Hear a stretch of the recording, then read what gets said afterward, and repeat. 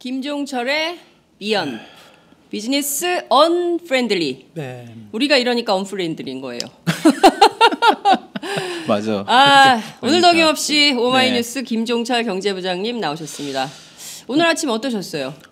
저 지금 눈 퀭하지 않아요? 저 아직 잠을 제대로 못 자가지고. 그러니까요. 업계 관계자들이 다 잠을 잘 못 잤어요. 새벽까지. 그러니까요. 이렇게 할 거면은 일찍 하든가. 그러니까. 왜 전 국민을 잠 못 자게 하고 말이죠. 좀 일찍 좀 발표. 물론 뭐 판사님도 좀 고민을 많이 하셨겠지만. 네. 하여튼. 네, 그 법조인들 얘기를 들어보면요, 네. 이런 사건은 이미 다 결론을 낸다 그러더라고요. 라면 먹는 시간이 길대요. 라면 먹으면서 그러니까. 기다리는 거다. 맞아. 왜냐하면 일찍 그 결론을 내면 너무 성의 없는 거 아니냐, 그렇지. 이런 비판을 받을 수 있기 때문에 일찌감치 결론 다 내놓고 최대한. 라면 먹으면서 최대한 시간을 끈다. 끌고. 어떤 사람이 얘기했어요. 짜장면 아니냐. 네. 저희가 이렇게 웃는 이유가 있습니다. 네. 상황이 엄혹할수록 가는 길이 험난할수록 어깨 걸고 웃으면서 가야죠. 유쾌하게. 네, 유쾌하게 그래야 가야죠. 더 오래 갈 수 그럼요. 있습니다. 예, 네. 지치면 안 됩니다. 네. 정말 이 친일부터 독재까지 지난 70년간의 적폐를 청산하는데 쉽게 되겠어요. 예, 저는 웃으면서 가뿐하게 넘어보자 이 허들을. 네. 이런 네. 생각이 좀 듭니다. 예상을 다 깨버렸어요. 그러게요. 네. 어제 저녁만 하더라도 이 촛불 민심을 법원이 거역할 수 없을 거다. 특히 조희연 판사라는 사람의 캐릭터가 대단히 소심하다. 그리고 좀 겁을 잘 먹는다. 그래요. 겁을 잘 먹는다. 그래서 저 촛불에 놀란 사법부가 영장을 기각하지 못할 거다라는 전망이 지배적이었어요. 그런데 바뀌었네. 아니 우선 원고 준비를 밤사이에 다시 하셨다면서요. 네. 아니 그러니까 말씀하신 것처럼 원래 다른 기자들도 다 마찬가지였을 거예요. 네. 그 보통 이제 이런 중요한 어떤 판결에 대하면 보통 이제 이런 가부 보통 준비를 합니다. 원고를 뭐 구속이 되냐 아니면 뭐 영장이 이제 뭐 수감이 되냐 아니면 기각이 되냐 뭐. 그런데 이제 말씀하신 것처럼 그 조희연 판사가 이제 그런 솔직히 저 개인적인 그런 성향까지 잘 모르겠지만 이번 그 특검이 낸 그 구속영장을 거의 대부분 다 인용을 해서 발부가 됐어요. 한 명만 빼고. 그래서 딱 한 명이에요. 딱 한 영장 명이었어요. 특검이 발부한 영장 가운데. 네네. 그 기각한 경우가 아마 딱 한 명 빼고는 다 발부가 됐습니다. 그러니까 그동안에 조희연 판사가 그 특검과의 그런 것들을 감안하면 기자들도 대부분 이번에도 이재용 부회장에 대한 어떤 구속영장 발부가 아마 유력하다라는 게 전망이 대체적이었고 그리고 또 특검도 나름대로 또 여러 가지 뭐 준비도 많이 했고 여러 가지 뭐 그동안 나왔던 여러 가지 정황들 증거들 이런 것들을 종합해 봤을 때 구속영장을 발부할 가능성이 높다라는 게 이제 대체로 그런 판단이었는데 그런 판단을 또 여지없이 또 이렇게 저희 사법부에서 이렇게 내려주시고 부랴부랴 또 기자들은 또 만일에 하나 또 있을지 모르는 또 기각에 대비를 했지만 좀 허탈하죠. 앞에 썼던 것도 다 뒤집어 다시 이제. 그러니까요. 밤사이에 기사를 다시 써야 되는 이런 상황이 벌어진 건데요. 네. 그 저는 김종철 부장님의 그 예리한 판단력이 대단했다. 또 왜 그 그러세요? 취재력이 아주 뛰어났다. 이런 평가를 하고 싶은 게 왜 그러냐면 지난주에 그 삼성 취재를 네, 그렇죠. 삼성 출입을 하시잖아요. 네네. 저희가 말씀 한번 드렸죠. 백전백승이다 이대로 가면. 네네. 삼성 측에서 나온 얘기예요. 네, 그렇죠. 결국 삼성의 시나리오대로 된 거거든요. 그렇게 된 거죠. 네. 그러니까 그 김종철 부장이 맞은 거죠. 우리는 틀리고. 그러니까 저는 이렇게 촛불 민심을 배신할 거라고는 생각을 못했어요, 진짜. 그리고 이게요, 그 일반인이었다고 생각해 보세요. 지금 뭐 그 다 빼서 이제 430억 총액이고 그 중에서 이를테면 지금 뇌물로 얘기된 게 98억 정도 되는 거죠. 97억 뇌물 공여와 이번에 이제 간 게 뇌물 공여가 있고 뇌물 공여 세 가지 혐의를 받고 있잖아요. 네. 뇌물 공여, 그다음에 뭐 횡령, 그다음에 이제 뭐 위증. 네. 이 뇌물 공여도 단순 뇌물죄와 제3자 뇌물 이렇게 두 개로 나눠집니다. 그래서 그 뇌물 공여에 포함된 그 금액만 433억입니다. 그러니까요. 433억인데 실제로 집행된 금액 그리고 여기에는 이제 뇌물 공여라는 것은 실제로 집행된 금액이 있고 네. 또 집행을 약속한 당신에게 뭐 그때 이제 그 코어 그 비덱스포츠하고 예, 코어 스포츠. 예. 네. 코레스포츠. 코레스포츠죠.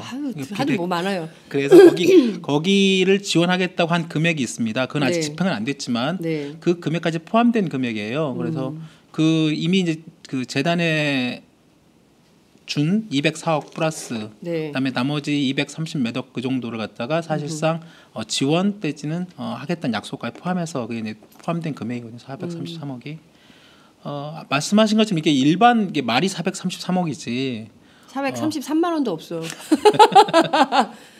그러니까 이제 그런 부분에들 그 금액으로 따지고 네. 그다음에 이번에 그 말씀하신 것처럼 그나마 그 구속영장이 발부될 가능성이 높다고 판단한 근거 중에 하나가 네. 이번 특검이 그 구속영장을 청구할 때 말씀하신 것처럼 433억 뇌물을 나눴어요. 네. 단순 뇌물과 아까 뇌물죄와 제3자 그 뇌물 네. 금액이 200억씩 넘어요. 그래서 설령 하나 그 네. 제3자 뇌물 같은 경우는 이제 그 뒤에 말씀을 좀 드리겠습니다만 네. 대가성이나 그다음에 그런 부정한 청탁 이런 것들을 이제 입증할 수 있는 그런 증거 이런 것들이 되게 쉽지 않는 그런 가능성이 있고 네. 단순 뇌물 같은 경우에는 말 그대로 박근혜 대통령과 최순실 씨가 경제적 공동체라는 걸 입증하면 사실상의 최순실 씨에 대한 지원 자체가 박근혜 네. 대통령에 대한 공무원에 대한 뇌물로 할 수 있는 따라서 일부에서는 제3자 뇌물죄 그게 만약에 배척이 당해가지고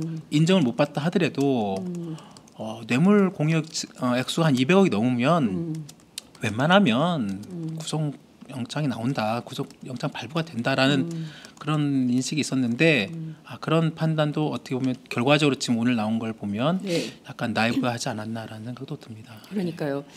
지금 많은 언론들이 특검이 사실상 그 상당한 증거를 냈다. 그러니까 네. 이제 어제 SBS 단독 보도의 내용을 보면 네, 실제로 예.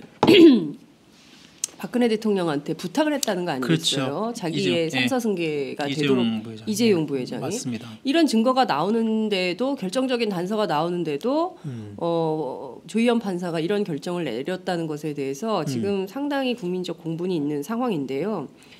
그 중요한 것은 말씀하신 대로 지금 그 특검의 이런 영장을 칠 때의 주장과 그리고 법원에서는 현 단계라는 말을 썼어요. 현 단계. 그렇죠. 현 단계. 네. 현 단계에선 구속 사유와 필요성, 상당성 인정하기 어렵다. 그리고 대가 관계와 부정 청탁의 소명 정도에 비춰서 구속 필요를 인정하기 어렵다. 그러니까 두 줄에 담긴 행간의 의미, 그렇죠. 현 단계를 강조한 의미는 뭐고 지금 그 대가 관계 그리고 네. 부정 청탁의 소명 정도 네.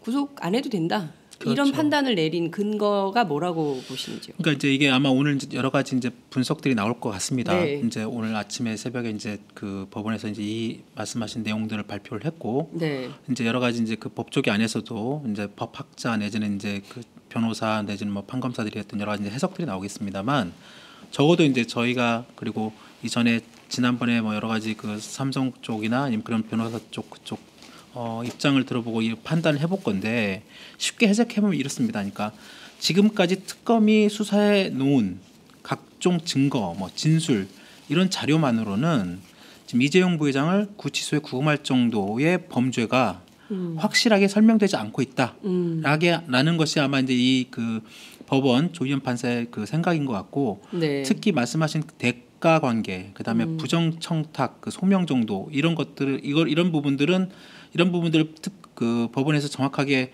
언급을 한 거잖아요. 그렇죠. 그럼 이 대가성이 되게 중요하잖아요. 대가성을 그럼요. 입증하는 네. 것이. 근데 이거를 법원에서 특히 이 구속영장 실질심사 과정에서 구속 필요를 인정하기 어렵다 할 정도로 이렇게 명확하게 적었다는 얘기는 특검 입장에서는 그동안에 내놓았던 여러 가지 그 증거 진술 뭐 이런 것들이 되게 뼈아프게 다가올 가능성이 높습니다. 네.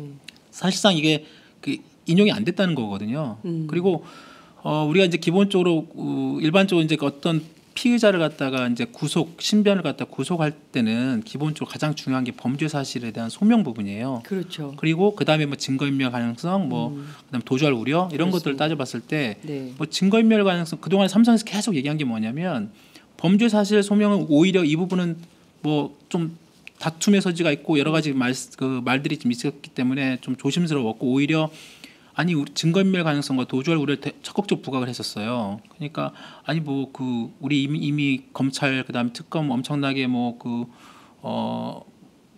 압수수색 당하고 다 이미 털릴 거 다 털렸다. 네. 그리고 이재용이라는 뭐 삼성전자 부회장이 어디로 도망가겠냐? 도망갈 가능성도 없다. 굳이 구속할 필요가 없지 않느냐라는 걸 계속 삼성 쪽에서 얘기를 해왔던 거고. 중요한 게 이제 범죄 사실에 대한 소명 부분이에요. 증거인멸과 도주할 우려가 일정 부분 삼성 쪽의 입장이 뭐 어느 정도 수긍이 된다 하더라도 범죄 사실 부분이 아까 저희가 앞서 서두에 말씀드린 것처럼 433억이라는 뇌물 혐의의 일정 부분 그것이 소명이 되거나 인정이 되면 그게 구속할 수 있는 상당한 부분이 되거든요.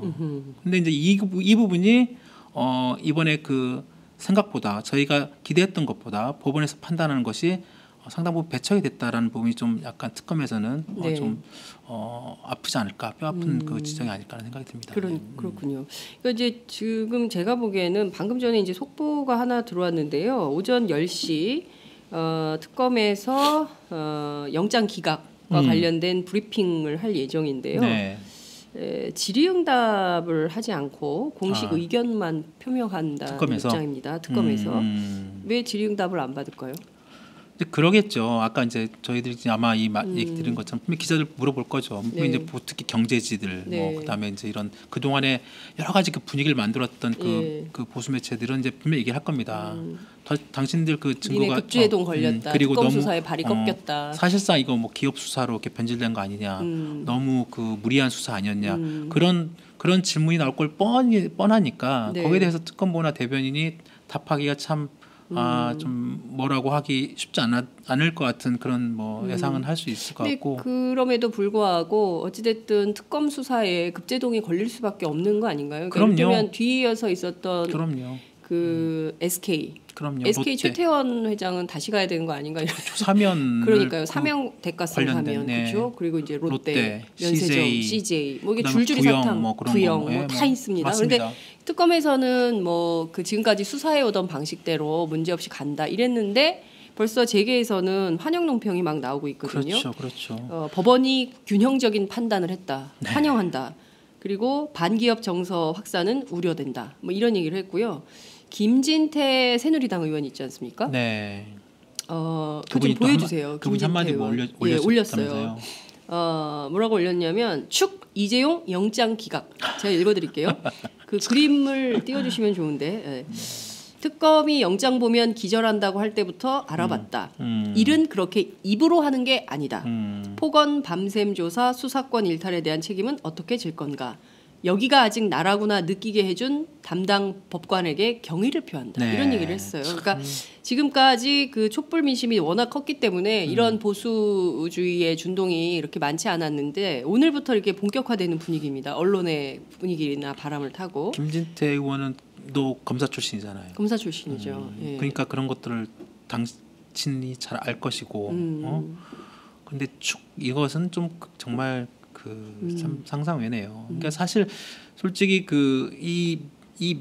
하여튼 뇌물이라는 부분을 이제 특검은 생각하고 결국은 법원에서는 뇌물을 인정할지 않을지는 좀 다른 게 본 거지만 여하튼 이 몇백억, 400억이 넘는 430억이 넘는 돈, 하여튼 그 돈이 뇌물이든 하여튼 뇌물이 아니든 여하튼 간에 그것이 어떤 강요에 의하든 아니면 지원이 됐든 하여튼 그 돈이 넘어간 것이고 그 엄청난 이득을 또 넘어간 다음에 그 대가로 엄청난 이득을 올렸다고 그런 충분한 의혹을 지금 받고 있는 상황에서 더군다나 또 삼성이라는 국내 최대 재벌의 그런 이재용 부회장의 편법적인 기업의 어떤 경영 승계, 지배권을 넘어받은 이런 사실 이런 것들은 많이 지금 나오고 있잖아요. 그렇습니다. 증거가 너무 많이 나와요. 이것을 가지고 법원이 이제 구속이 되게 중요하지 떠나서 이런 자체를 좀 약간 배제당한 듯한 그리고 그러면 국민들이 그동안 했던 그런 법 감정 이런 부분들은 되게 어떻게 보면 그렇죠. 좀 크게 좀 어긋난 그런 측면이 있습니다. 조희연이 아닙니다. 조의연입니다. 그렇죠. 조희연 교육감이 굉장히 좀 힘드실 네. 것 같은데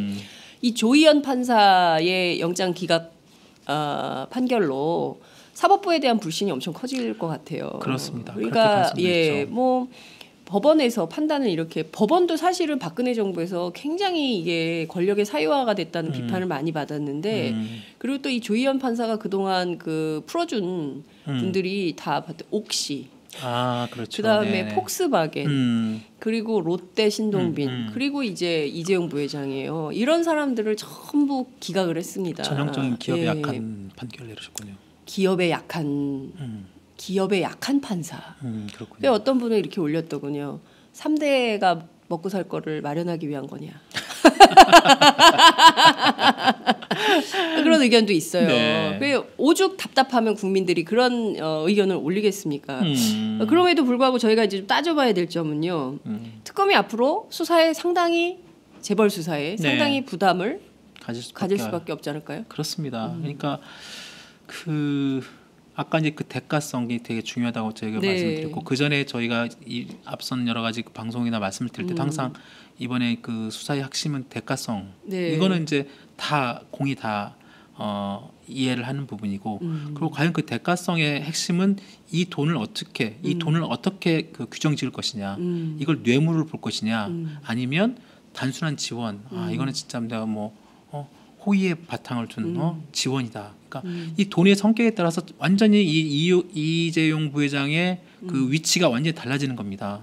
그러니까 돈의 성격부터 명확하게 규정이 돼야지 삼성에서 최순실 씨 일가 쪽에 건네진 이 돈이 뇌물인지 아니면 진짜 강요에 의해서 어쩔 수 없이 낸 돈인지 아니면 정말로 어떤 뭐 순수한 마음으로 정말 그 도쿄올림픽에 승마 선수를 지원하게 된 돈인지 이런 것들이 이제 규정이 되는 것이고 특검은 그동안에 꾸준한 그리고 많은 사람들이 그동안 나왔던 그 증거나 정황이나 진술이나 나름대로 그것들 판단해봤을 때는 이건 뇌물이다라고 판단했던 것이고 물론 그 전에 검찰은 근데 강압에 못 이기 아무리 강압을 한들 430억을 줘요.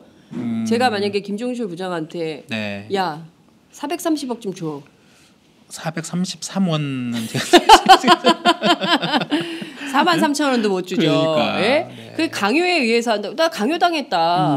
못 준다. 이렇게 버티면 되는 거잖아요. 그런데 너무나도 명징하게 이게 삼성 그 합병 과정은 그렇죠? 제일모직하고 삼성물산 합병 과정에 그리고 국민연금을 동원한 흔적 그리고 특히 홍한선 기금운용본부장 같은 경우는 본인이 직접 만나잖아요. 그렇습니다. 2015년 7월에. 그렇게까지 했는데 이게 뭐 강요에 의한 거고 나는 대가성이 전혀 없고 그런데 어제 SBS에서는 저 좀 해주세요. 이렇게 부탁한 정황까지 나오고 그래서 오늘 아침 경향이 뭐라고 썼냐면요. 이재용 영장은 기각됐어도 계속 터지는 의혹들.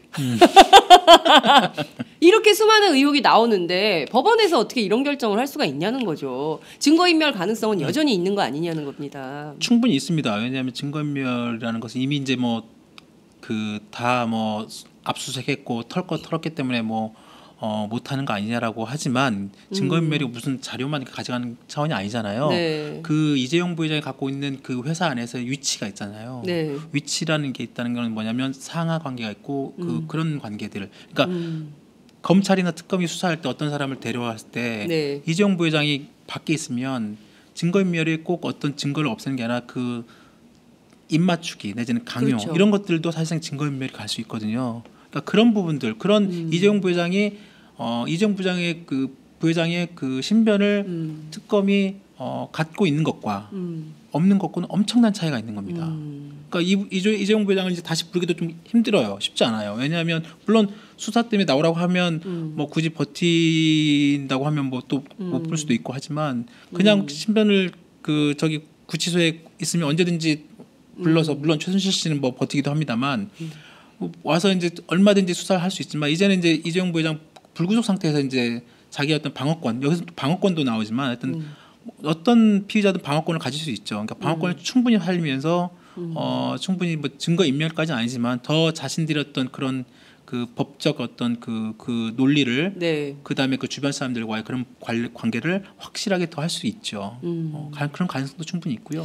박영선 의원이 이런 말을 했네요. 오늘 아침에 이재용 영장 기각은 삼성이 돈으로 법원을 주무른 거다. 그러니까 일종의 지난 방송에서도 특검에도 삼성이 상당히 로비를 했다 이런 얘기가 나오고 실제 이 특검 안에서 삼성 수사를 담당하고 있는 그 윤석열 검사 있지 않습니까? 네네. 그게 이제 상당히 큰 포션을 삼성 관련된 수사가 굉장히 특검 내부에서 큰 포션을 차지하고 있는데 이번에 이재용 그 변론하는 팀으로 태평양 쪽 변호사들을 썼는데 일부를 그렇죠. 그 태평양 쪽 변호사가 윤석열 검사하고 아삼육인 친구라는 거 아니겠어요? 네. 문모 변호사가 그렇게 했겠죠. 예, 네. 그러니까 완전히 이게 돈으로 주물러 가지고 법원을 손방망이 하게 만든 이런 그러니까 로비 얘기를 지난주에도 했어요. 그렇죠. 그런 것들이 이미 이제 삼성의 그런 정보력과 인적 네트워크와 그런 것들이 다 활용이 된 측면이 있겠죠. 그런 걸 우리 일반적인 그런 소시민들, 서민들은 그 법원에서 변호사 한 명 구하고 멋쓰기도 정말 어렵지만 네. 삼성의 이재용 부회장을 조력하고 있는 그 삼성 법무팀의 400명이 넘는 그 변호사와 그다음에 거기서도 이제 삼성이 제일 많아요, 변호사. 제일 많습니다. 우리나라 거의 김앤장 수준 이상이죠. 그러니까 웬만한 그룹들은 뭐 30명, 40명, 뭐 많아야 뭐 한 50명, 60명인데 삼성은 한 450명 정도 됩니다. 삼성공화국이네요. 그럼요. 그러니까 그 안에서도 엄청난 그 연수원 동기부터 해서 다 데리고 있는 것이고 네. 심지어 이번에 그 예전에 이제 이것도 있습니다. 그 예전에 SK 최태원 회장이 횡령과 배임으로 그 구속이 된 적이 있어요. 구속돼서 맞아요. 감옥에 몇 갔죠. 년 살다 나왔잖아요. 예. SK 그래서 최태원 그쪽도 최재원 부 그 동생도 그렇게 살았고 거의 다 살았어요. 예, 거기 살았죠. 예. 형을 살았죠 거의. 김승현 회장도 들어갔다 왔잖아요. 그렇습니다. 한화. 그 최태원 회장 그 SK 사건 때 그때도 그 재판 과정에서 네. 문제가 됐던 게 주 SK와 워커힐의 합병이 문제가 됐었어요. 그리고 그 합병 금액 가지고 네. 횡령 배임 문제가 불거졌거든요. SK 쪽에서는 우린 법대로 합병의 비율을 따져서 했다라고 주장을 했지만 네. 그때 재판 그 판사는 설령 그게 법대로 했다 하더라도 그 외에 다른 요소들이 많다. 그러니까 법 외에 다른 어떤 판단들, 뭐 그 그룹이 꼭 그 법 그 합병 비율에 따진 아닌 그로 인한 어떤 이득 내지는 부당 이득 그런 의혹들 포함해서 그런 그 계산 방법들이 일반적인 국민들이 생각할 때 상식적으로 납득이 되느냐 그런 거에 다 판단을 해야 된다는 거예요. 그러니까 법대로는 되게 총수를 위해서 싸게 이렇게 했지만 네. 정말로 그렇게 하는 게 맞느냐 이런 방법도 있고 더 훨씬 더 그런 그 비율이 있는데 왜 그렇게 했느냐라고 그런 걸 다 감안해서 해야 된다는 게 그 판사의 요지였어요. 그래서 유죄 판결을 냈어요. 근데 그 판사가 지금 네. 삼성 사장으로 있어요. 진짜요? 네. 조희연 판사는 어디로 갑니까? 그럼? 삼성 그 법조팀 사장으로 가 있어요. 삼성 법조팀 사장. 네. 그분 그 고명하신 분 이름 좀 얘기해 주세요. 아니 그 뭐 이름까지 말씀드리면 아니, 성만 좀 얘기해 주세요. 이름은 다 이제 아마 이미 공개돼 있고요. 그래서 갑자기 궁금해져 그분 이름 공개돼 있으니까 얘기해 주세요. 이미 왜냐하면 우리 시청자들이 궁금하시죠, 그죠? 저만 궁금한 거 아니죠? 빨리 얘기해 주세요. 뭐 그거 뭐 얘기하면 명예훼손 소송 아니 이제 걸려요? 뭐 그 명예훼손까지는 아니더라도 이제 네. 그 판결문 그러니까 그 판결과 삼성이 갔다는 것이 어떤 인과관계가 자칫 또 오해를 소지할 수 있고 하니 물론 이건 팩트지만 혹시 이제 이분의 어떤 권위 그렇게 할 수 있으니 뭐 그랬다는 거죠. 그러니까 그 판사가 그 SK 판결에서 그런 합병 비율에 대한 문제점을 제기하고 유죄 판결을 내리신 분은 네. 삼성으로 갔어요. 삼성 사장으로. 그런데 이번에 그 국민연금 과정에 삼성물산과 제일모직의 예. 문제도 합병 비율이에요. 그렇죠. 1대 0.35. 그것도 삼성은 법대로 했다고 하지만 그게 말이 안 된다는 거잖아요. 국민연금이 손해를 봐가면서 왜 이렇게 싸게? 그러니까 너무 불합리하다. 그래서 그렇죠. 엘리엇이 삼성물산 주주들이 너무 불합리하다. 그래서 이제 반대표를 던진 1대1로 것이고. 하거나 최소한 맞아요. 1대 그래서 국민연금 쪽에서 내놓은 그나마 객관적으로 하는 게 1대 0.35보다는 그래도 1대 0.46 정도는 해도 괜찮다. 근데 사실 그것만 받아도 네. 이재용 부회장이 삼성물산 통해서 삼성그룹을 지배하는 데는 별 큰 영향이 없어요. 네. 자기 지분만 좀 줄어들어요. 그것만 해서도 국민연금이 이렇게까지 욕 안 먹을 수도 있죠. 왜냐하면 국민연금 우리는 1대 0.46으로 네. 제한을 했기 때문에 네. 삼성이 그대로 받아들여서 합병비를 잡았다 그러면 국민연금도 더 떳떳하죠. 근데 자기네들 1대 0.46으로 내놓고도 네. 그걸 무시당하고 1대 0.3으로 간 거예요. 그러니까 국민연금은 당연히 반대를 해야죠. 네. 왜냐면 우리는 0.46으로 제한했는데 삼성이 이걸 무시하고 더 낮게 3으로 네. 갔으니 네. 그러면 그런 내용들을 다 알 거란 말이죠. 그렇습니다. 그 판사가 그런 예전에 판사 시절에 그렇게 판사를 내렸던 분이 삼성의 그 법팀에 가 계시면 네. 그럼 그 내용 알 텐데 왜 그 내용을 알면서도 삼성에 있으니까 삼성 직원이잖아. 그러니까 말을 못 법원 판사가 아니라 이제 삼성 직원이 됐으니까. 그렇죠. 삼성 그러니까 저는 직원이죠. 지금부터 우리 국민들이 그 조의연 판사 지금 51예요. 법원은 공무원 연금이죠. 그렇습니다. 국민연금 아니죠. 아니죠. 자기 연금 아니어서 그런 거예요? 말 되네 그것도. 네? 자기는 공무원 연금 받으니까 국민연금 그렇게 동원해가지고 해도 내 문제 아니다. 이렇게 생각한 거 아니에요? 제가 너무 옹졸합니까? 옹졸해지네요 오늘. 그렇죠. 재벌 앞에 있으니까 옹졸해져. 아니 국민들이 정말 한 달에 국민연금 엄청 띄어요. 예? 네. 애들 학원비야. 저희는 예? 또 그 국민연금 받는 나이도 네. 더 늦춰졌어요. 늦춰졌어요. 네, 원래는 60세부터 받고 그래야 되는데 65세로 더 65세로. 그거 어떻게 하라는 거야? 정년은 60이고 65세부터 지금 5년 동안 손가락 빨라는 겁니까? 그렇죠, 그렇죠. 그것도 열받아 죽겠는데 그렇지. 국민연금을 대상으로 해서 이렇게 본인의 3세 대한민국에 아니 갑자기 열받아. 아니 이런 거예요. 그 돈을 진짜 가난하고 네. 정말 어려운 사람들을 위해서 쓰기 위해서 국민연금 기금이 동원됐다. 그러면 나는 에휴 그래 할 수 있어요. 대한민국에서 제일 부자, 세계에서 손안에 꼽히는 부자의 3세 승계를 위해서 정말 힘들잖아 우리 먹고 살기. 새벽부터 나와가지고 그러니까 저희가 5시 반부터 움직입니다. 네. 이렇게 해서 먹고 사느라고 허덕이는 직장인들 오늘 아침에 엘리베이터를 탔는데요. 왜 다들 이렇게 감색 잠바를 입었어? 아저씨들이 일찍 출근하는데 네. 예? 그 어깨가 너무 무거워 보이는 거예요. 전국에 있는 직장인들을 실망시킨 국민연금을 동원했는데도 이거를 영장을 말이야 기각을 해요. 네. 조희연 판사가 앞으로 삼성에 취직하는지 안 취직하는지 우리 국민들이 지켜봐야 됩니다. 예? 조희연 판사가 퇴직 후에 어디로 가는지 어느 기업으로 가는지 조의연 그 이름 기억해야 된다고 저는 생각합니다. 네. 어떻게 생각하세요?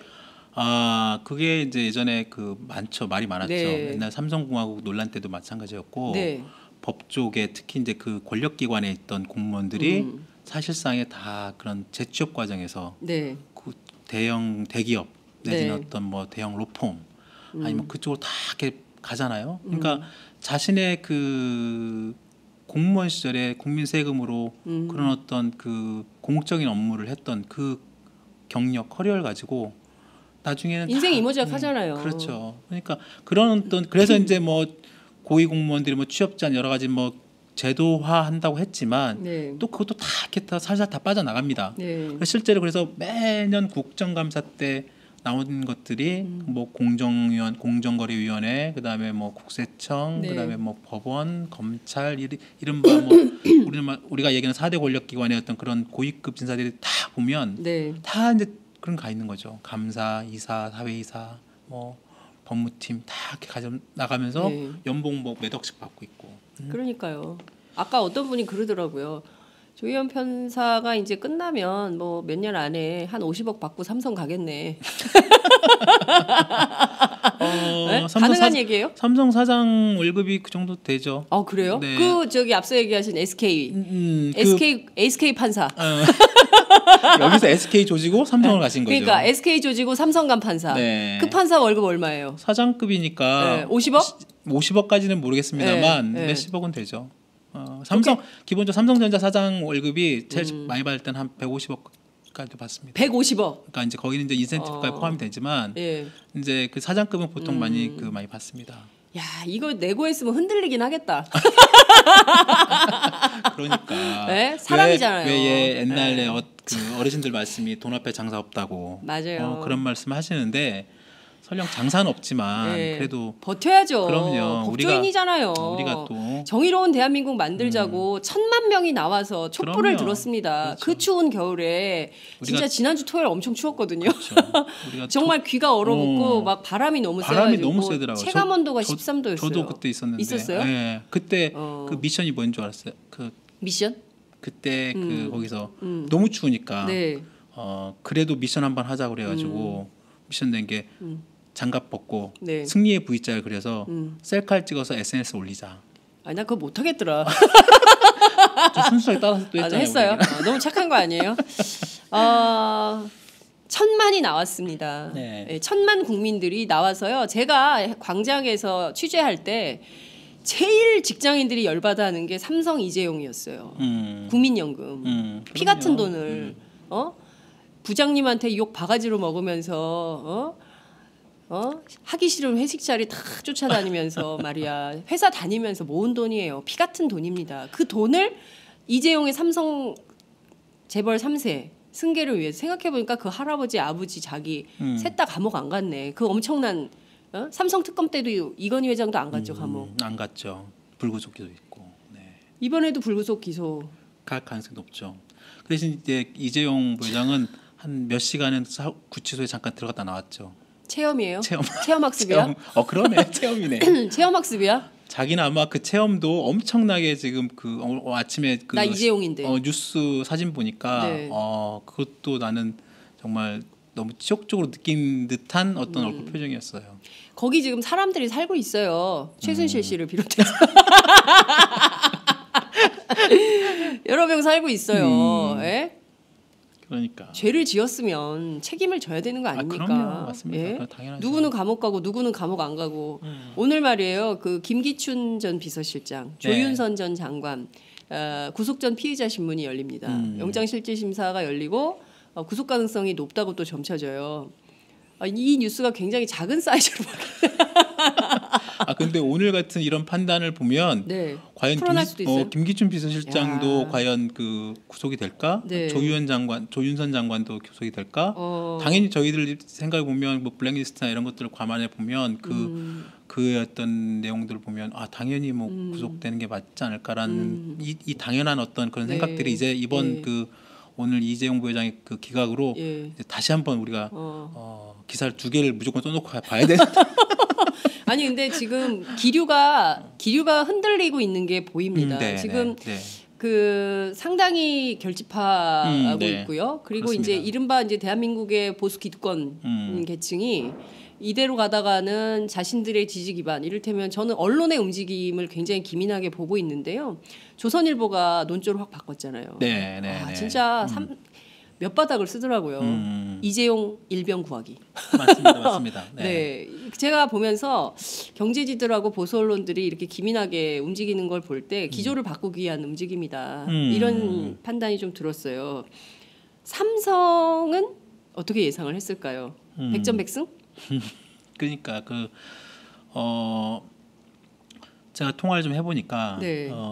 일단 겉으로는 뭐 그렇더라고요. 그러니까 겉으로는 뭐 그래도 아직은 뭐 이제 뭐 구속영장 관련된 내용이니 네. 특별하게 뭐 자신들이 뭐 할 말 없고 아직은 무죄가 판결 난 것도 아니고 우린 자신들은 여전히 무죄라는 걸 네. 확신하고 있지만 아직까지는 여전히 불구속 내지는 기소를 갈 불구속 기소라는 얘기는 사실상 그 죄가 있다는 걸 검찰이 이제 확정하는 거니까요. 그러니까 그런 부분들, 그래서 앞으로 법원에서 그리고 이제 자신들의 어떤 무죄와 이런 정당성을 더 적극적으로 펼칠 수 있다라는 어떤 그런 분위기 내지는 그 형세가 만들어졌다고 이제 판단하는 것 같은데요. 그러니까 지금 일단은 구속을 면한 것 자체만으로도 네. 법무팀의 이쪽 태평양 아까 그 유명한 그 변호사들은 나름대로 성과를 한 거예요. 성과를 낸 거고 네. 일단은 영은 섰다고 보는 거죠. 자기 내부적으로. 이제 앞으로 이걸 바탕으로 구치소 안 갔다. 이것만도 성과다. 그럼요. 일단은 그것만도 큰 성과고 그다음에 네. 이제 아까 저 지난번 말씀드린 백전백승을 위해서 이번엔 지금 이제 1승이다. 첫 승. 의문의 1승을 그렇죠. 했다 우리가 삼성이. 그렇죠. 이 1승을 이제 바탕으로 해서 예. 2승 3승 앞으로 있을 법원 1심, 2심, 3심 그 과정에서 여러 가지 뭐 그 논쟁, 그 다툼 당연히 충분히 이길 수 있다는 그런 어떤 자신감이 있는 거죠. 430억을 주고도 이게 뇌물이 아니다라고 해서 삼성이 계속 이기면 이 나라 국민들은 정말. 뭡니까? 예? 저기 뭐야 김영란법으로 처벌받은 사람들 많아요. 뭐 줘가지고 얼마 몇 푼 안 되거든요. 그런 사람들하고 비교하면 이재용 씨는 뭡니까? 저는 그도 좀 이해가 안 되는 게 네. 물론 뭐 대부분 많은 분들 그렇게 생각하시겠지만 그 뇌물의 판단을 그 안에 있는 검사들 포함해서 그 여러 가지 그 나와 있는 증거들이 일정 부분 충분히 나름대로 역할을 했다고 판단이 되는데 변호사들이나 이런 법조계 인사들 말 들어보면 근데 왜 이것이 다툼의 소지가 물론 다툼 소지가 있을 수 있죠. 네. 물론 이거를 아까 말씀드린 것처럼 돈의 성격을 어떻게 볼 것이냐, 돈이 어떻게 가는 과정, 그다음에 그것이 이제 집행되는 과정, 그 사이에서 사람들 사이에서 어떤 그런 입증할 수 있는 증거, 뭐 그런 것들이 다 필요하겠지만 네. 그 핵심이었던 그 박근혜 대통령이 그 청와대 그 안종범 수석과 그다음에 복지농속 쪽에 그쪽에다가 그 국민연금에 지원하라는 어떤 그런 지시가 했다는 그런 진술도 나왔고. 네. 실질적으로 그것이 청와대에 통해서 보건복지부 장관, 그다음에 아까 말씀하신 그 국민연금관리공단, 그 고용복지수석, 국장, 그다음에 그 기금본부장 네. 이 과정이 다 이렇게 떨어져 나왔거든요. 그 진술과 내용들이 이메일이 다 발견이 됐고 그러니까요. 그런 것들이 왜 인용이 안 되는지 그 잘 이해가 안 되는 거예요. 그러니까 지금 두 가지인데 하나는 그 박상진 사장의 휴대폰에 나온 굉장히 증거가 많이 있다는 네네. 거고요. 또 하나는 장시호가 태블릿 제출한 PC. 태블릿 PC. 이 네. 두 가지의 결정적 단서가 상당히 많이 있어서 특검이 네. 자신하고 있다. 이런 게 정설이었거든요. 그때 태블릿 PC 나왔을 때는 그때 이제 그때 특검보 브리핑을 제가 같이 받고 네. 그 기자들하고 후배 기자들하고 저희 얘기를 해봤을 때 이번에 이재용 부회장의 구속영장 실질심사 때 냈던 그 사실 공소사실에는 네. 새롭게 발견된 태블릿 PC 내용은 포함이 안 돼 있다고 하더라고요. 그래요? 네. 오. 그러니까 그때는 그 이미 공소사실 다 써놓고 이미 이제 끝난 상태에서 그 다음에 이제 장시호 태블릿 PC 내용이 아하. 드러났대. 그래서 그때 이제 추가해야 되는 거 아니에요? 그러니까요. 이제 네. 그래서 그 안에 여러 가지 삼성과 그 안에 이제 그 태블릿 PC의 그 뭐 데이비드 윤인가요? 네. 그분 그다음에 뭐 저희 노승일 부장 네. 그다음에 그 홍아무개에 있는 그 삼성의 그 전무 그 서로 주고받은 메일과 내용들이 엄청 많이 들어 있다는 거잖아요. 네. 그러니까 그런 것들은 아직 그 분석과 확인이 끝나지 않은 상태에서 그 전에 가졌던 증거와 진술과 정황만으로도 충분히 뇌물을 입증할 수 있다라고 아하. 했었거든요. 네. 근데 이제 이것이 이제 만약에 정말로 좀 더 그 태블릿 PC의 그런 내용들 그리고 아까 박상진 사장의 휴대폰에 담겨져 있던 내용들이 더 추가로 이렇게 어떻게 됐지 그 부분 아직 구체적으로 나오지 않았습니다만 하여튼 그런 것들이 이렇게 좀 더 들어가면 어떨까 싶긴 한데요. 뭐 그래서 이제 아까 10시에 있을 뭐 특검의 새로운 이번에 기각에 대한 어떤 입장 발표가 네. 어떤 내용을 담을지는 솔직히 좀 지켜볼 필요는 있을 것 같아요. 재청구해야 되는 거 아닙니까? 그러니까요. 이제 네. 재청구를 할 것인지 다시 한번 재청구하면은 또 똑같은 보강을 판사 해서. 아니죠? 딴 판사가 하죠. 그렇습니다. 아마. 네. 그러니까 이제 다시 이제 재청구할 때는 새로운 범죄 그런 범죄 사실을 좀 더 입증할 만한 새로운 증거들이 첨부가 돼서 가야 되는 거죠. 그래야 법원이 받는 거고요. 네. 크게 다르지 않으면 그걸 받지 않아요. 지금까지의 내용을 놓고 분석을 하자면 특검에는 삼성의 로비가 안 통했고, 그러니까 제가 취재를 해보니까 네, 삼성이 그 사돈의 8촌까지 다 해가지고 특검에 있는 사람들 아는 사람, 그렇죠.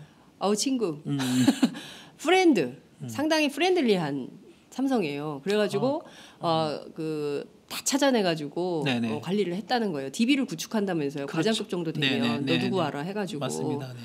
그렇게 해서 관리를 하는 삼성이 특검의 로비는 안 통했다. 법원은 로비가 뚫렸다. 그러니까 저는 박영선 의원이 얘기한 돈으로 주물렀다. 법원은 상당히 와닿아요. 기본적으로 관리가 되는 조직이죠. 그래요? 삼성에서는 보면 네. 삼성에서 보면 법원은 관리가 되는 조직이에요. 예전에 삼성공항 논란 때 한참 그게 사법부가 네. 특히 사법부에 있던 그 웬만한 그 고검장 이상 네. 뭐 그 예전에 이제 예전에 김용철 변호사도 그 얘기를 했었잖아요. 물론 그 이후에 뭐 변화가 있고 뭐 안 한다고 하지만 그것이 수십 년 동안에 나름대로 그 법원에 있는 그 아까 말씀 그 고위급은 뭐 말할 것도 없고 네. 맨투맨 형식으로 다 이미 다 내 담당은 누구, 어딘 누구 이런 것들이 다 정해져 있고 또 그 과정에서 서로의 어떤 출신 학교, 고등학교, 지역 이런 것들이 다 이미 그 분석이 돼서 그런 사람들을 지정을 하는 거죠. 이제 그런 나라 그만하자는 거 아니겠어요? 정경유착, 이 지긋지긋한 정경유착 그만 끊자. 그리고 돈을 내려면 왜 K하고 미르와 K스포츠 재단에 냅니까? 정상적으로 직원들 월급 많이 주고요. 아니 삼성 원래 많이 주지만 다른 방식으로 공익법인을 할 수 있잖아요. 꼭 이렇게 부정한 방법으로 정경유착 썩어 빠진 정경유착으로 이렇게 해야 되느냐. 국회에서 그렇게 질타를 하고 했는데도 여전히 삼성은 그 뜻을 바꿀 생각이 없는 거 아니냐. 정경유착 계속 하겠다 이런 겁니까?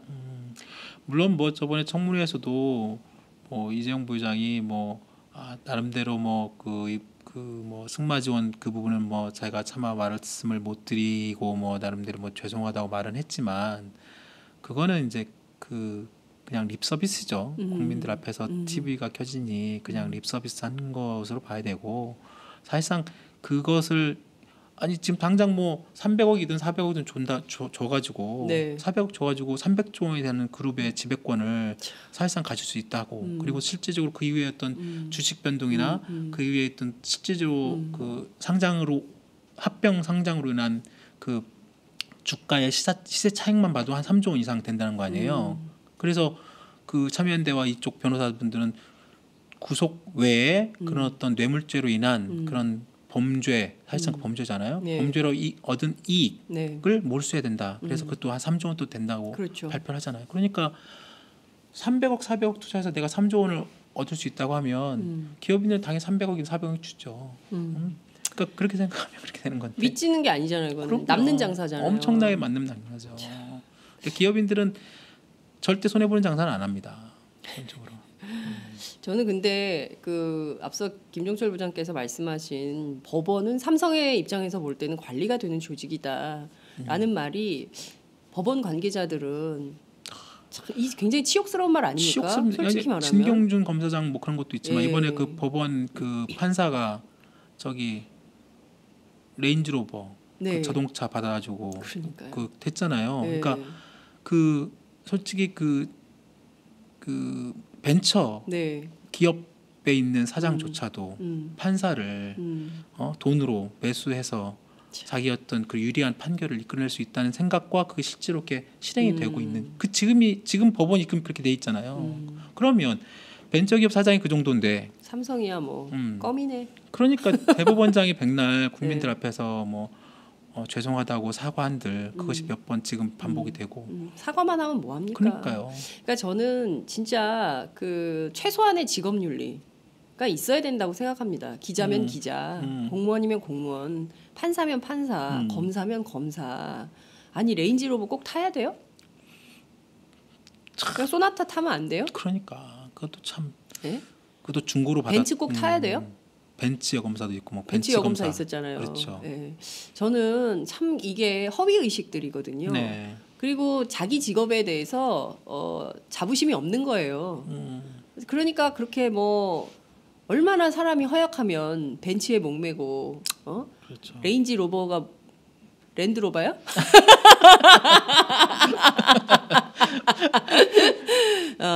예? 랜드로버를 사줄까? 그 브랜드 없어졌죠. 그럼 랜드로버라는 그 차 브랜드는 지금 있습니다. 아 그래요? 랜드로버에서 나오는 차 브랜드 그 있고요. 네. 그 랜드로버 차 아니면 레인지로버라는 또 그 브랜드 그게 있습니다. 레인지로버는 김종철 부장님은 자동차도 전문가시기 때문에 레인지로버는 제가 그 랜드로버 브랜드에서 가장 좋은 최상위급 랜드로버 신발 아니에요? 신발 우리가 알고 있는 그 랜드로버 신발. 중학교 때 신던 거. 그렇지. 그때는 그 비쌌어요. 그랬죠. 랜드로버. 그게 참 답답한 아침입니다. 많은 직장인들이 실망감 속에서 뉴스 검색하면서 이 나라 또 이민 얘기가 나올 것 같아요. 진짜 역시 삼성은 세고 재벌이 장악한 대한민국.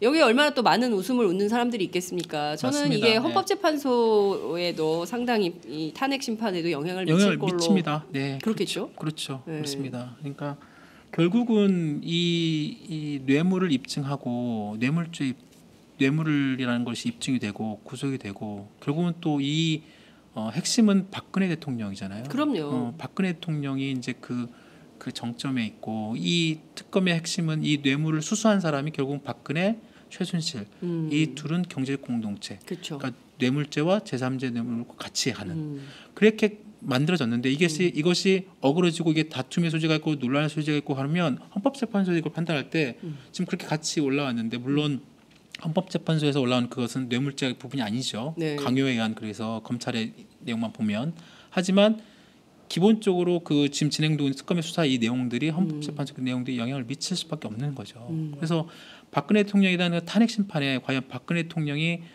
여러 가지 뭐 지금 그 탄핵 올라와 있는 사안 중에 네. 굳이 뇌물이라고 명시는 안 돼 있지만 그런 것들이 종합적으로 네. 판단되는 그런 영향이 있을 수 있고 예. 결코 솔직히 이제 지금까지 만약에 이제 그 1,000만 그 시민들이 그 추운데 한 겨울 내내 나와서 네. 만들어놓은 지금 이 과정이 지금 자칫 그 어떤 일부 그리고 어떤 균열과 어떤 이런 그 잘못된 어떤 일부 어떤 판단과 같이 가면서 이게 좀 더 뭔가 좀 추스리고 봐야 될 것 같은 생각도 듭니다. 네. 저는 이번 주 주말 날씨가 어떨지 모르겠는데요. 네. 광화문 광장에 더 나온다고 봅니다. 예, 사람들이 이거 더 나가야겠구나. 아직 정신을 못 차렸다 이분들이. 이 소위 대한민국의 기득권들이 아직 정신을 못 차렸구나. 더 많이 나가서 더 요구를 해야 되겠구나 이런 생각들을 아마 하실 것 같은데요. 저는 특검이 이번에 상당히 승부수를 띄운 거라고 봐요. 왜냐하면 장충기 사장, 그다음에 박상진 사장 그리고 최지성 부회장에 대해서 네. 전부 불구속 기소를 네. 했잖아요. 그쪽으로 이제 넘어갔죠. 예. 네. 그리고 그 실제 맨날 뭐 한국 경제에 영향을 미치고 뭐 삼성의 경영 위기가 왔고 뭐 이러니까 실제로 실무하는 사람들은 다 풀어준 거예요. 그럼 경영하시라. 그렇죠. 경영하시면서 그런 거죠. 불출석 아니 그 재판에 출석하시라 짬짬이 그렇죠. 이렇게 한 거예요. 그리고 이 범죄의 수괴, 이 수괴는 조폭에만 쓰는 게 아닙니다. 이 법률 용어입니다. 수괴에 해당하는 이재용에 대해서는 구속 수사해야 된다. 이런 메시지를 던진 건데 그렇죠. 결국은 그게 지금 안 된 이런 그렇죠. 상황인 건데 네. 그래도 삼성 입장에서는 이게 굉장히 창피한 거 아니에요? 네? 삼성 특검으로 한번 세게 하고 그리고 또 이게 이렇게 됐어요. 창피한 일이죠. 네. 솔직히 글로벌 지금, 기업이라며. 그럼요. 이게 지금 오히려 외신이나 그러니까 워싱턴 포스트, 뭐 LA 타임스, 심지어 월스트리트 저널도 뭐 이렇게 사설을 썼습니다만 네.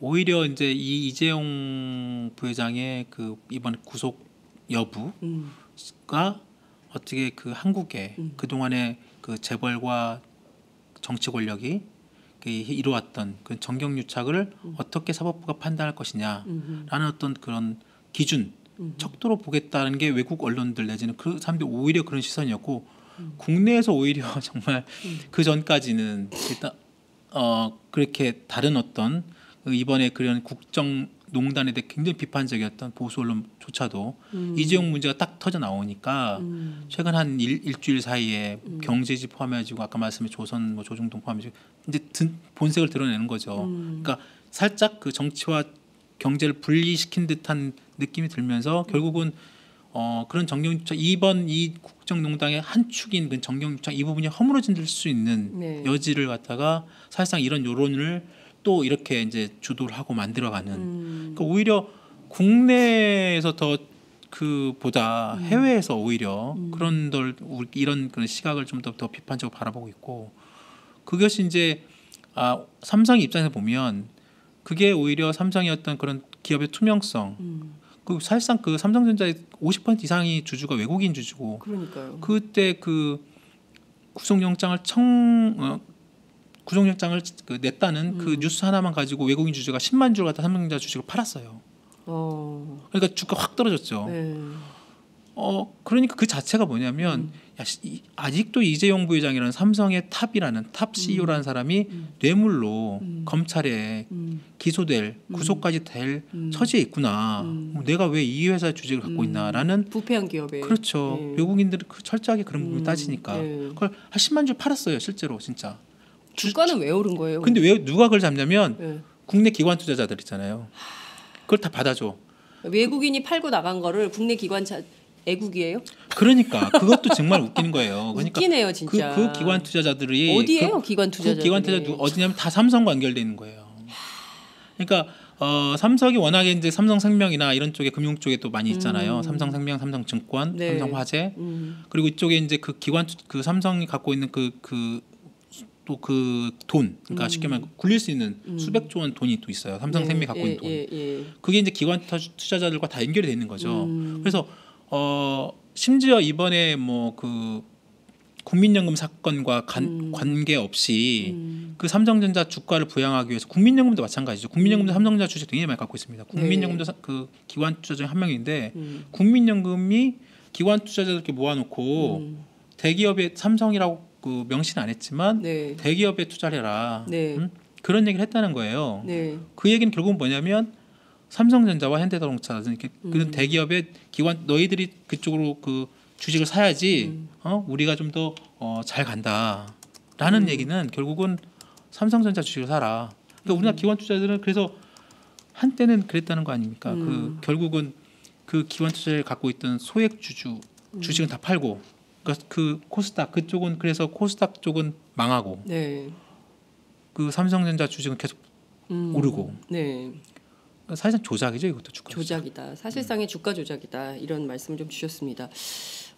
중요한 건 이제 삼성 내부로 좀 들어가 봐야 될 것 같은데요. 이를테면 미전실, 그러니까 과거에 그 2008년인가요, 2009년인가요, 삼성 특검 했을 때 당시에 네. 이건희 삼성 회장이 무슨 얘기를 했냐면 그때는 이름이 뭐였죠? 전략기획실이었나요? 전략기획실. 예, 전략기획실 해체한다. 네. 그리고 나서 없앤다라고 했거든요. 네. 근데 결국에는 이걸로 또 재벌 오너 체제를 미전실, 미래전략실로 또 만들어서 하고 있어요. 네. 결국에 지금 이게 내부 미전실 관계자들이 싹 다 지금 불구속 수사를 받게 된 거잖아요. 재판을 그렇습니다. 받게 된 상황인 네네. 건데 이 네. 자체로 신뢰도에 상당히 생긴 거고 조직 내부에서도 이게 뭐냐. 이런 얘기가 있을 것 같아요. 미래전략실도 이번에 이제 해체하겠다고 이제 저번에 청문회 때 네, 얘기했죠. 예. 근데 이제 지금 상황 보면 해체는 어려울 것 같아요. 그냥 꾸준히 데리고 갈 것 같아요. 이재용 부회장 스스로가 네. 없으면 안 되겠다라고 느꼈을 것 같고 나중에 자기가 이제 좀 병풍이 필요하다. 그렇죠.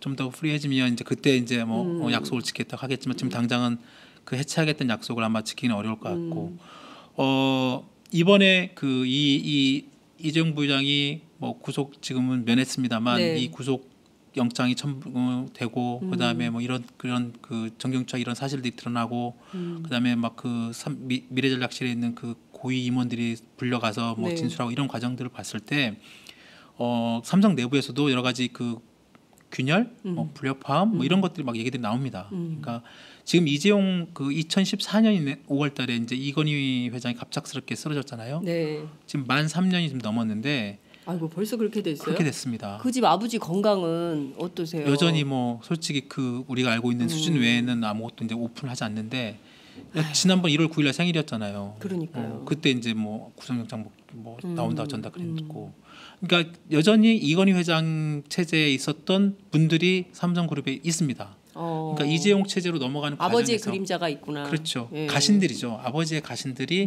엄밀히 말하면 장충기 사장이 대표적인 가신 중에 한 명입니다. 그래요? 이건희 사람이죠. 이건희 사람. 그렇죠. 그리고 이 지금 현재 그 쉽게 말하면 이제 뭐 좀 윗분들, 그러니까 이재용 부회장이 이제 사실상 내가 이제 그 어떤 왕으로 등극하려면, 네. 왕세자가 이제 왕으로 등극하려면 그 위에 있는 왕이 있던 그 가신들이 좀 치고 자기 있는 라인을 올려야 되는데 그렇죠. 아버지는 지금 누워만 계시지 돌아가신 분이 아니잖아요. 가신들이 여전히 남아 있는 거죠. 만 3년이 됐지만 여전히 이건희 라인, 이건희 사람들이 있고 이재용 체제에 있는 이건희 사람들이 있고 이것이 정확하게 엇박자가 있는 부분이 있습니다. 그래요. 그러다 보니까 통제가 일정 부분 안 되는 부분도 있고 그러니까 이제 원래대로 하면 네. 자연스럽게 퇴진과 물러나고 고문자를 물러나고 자기의 젊은 사람들이 하면서 정확하게 그룹을 장악을 해야 될 텐데 네네. 그러지 못한 상황이 지금 한 3년 동안 이어졌고 이 사건이 터지게 되는 거죠. 그러니까 이재용 입장에서 보면 여러 가지로 이제 그 생각이 많아지는 거죠.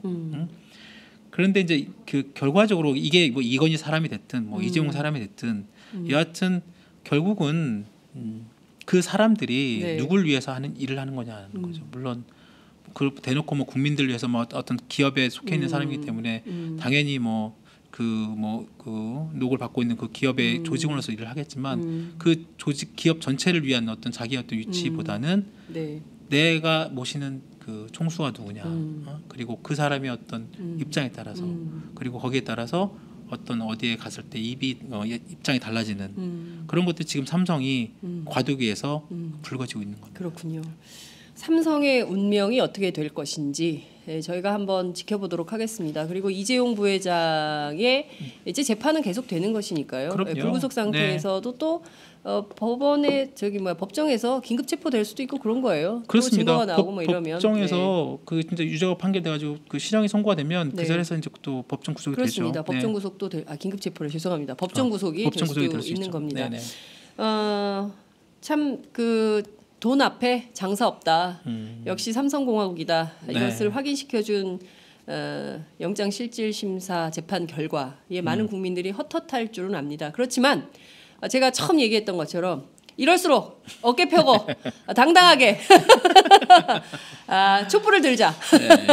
100만 200만 다시 모여서 이 나라 도대체 어디로 가야 되는 것인지 한번 우리가 지금 날이 추워가지고 살짝 안 나갔는데 다시 모여라 이런 신호로 알고 다시 모이면 될 것 같다는 생각이 좀 듭니다. 그렇습니다.